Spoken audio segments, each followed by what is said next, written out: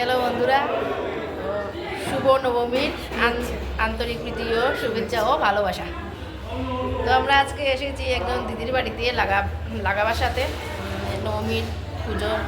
তো আমি তো খেয়ে নিয়েছি, তো উনি এখনও খাননি, লাস্টে এসেছেন। আমার একটু লেট হয়ে গেছে, তো এখন আসলাম, আমি খাবো এখন।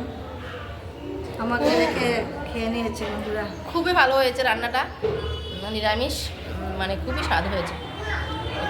খেলাম, তো খেয়ে এখন মানে আমার তো পেট পুজো হয়ে গেছে, আর এই মহিলার এখনো বাকি আছে পেট পূজা। ঠিক আছে বন্ধুরা,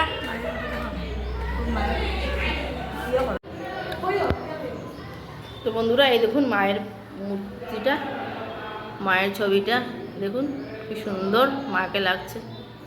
নবমী পুজো হয়েছিল, নবমীর ঘট এই যে দেখুন, এখানে হোম হয়েছিল।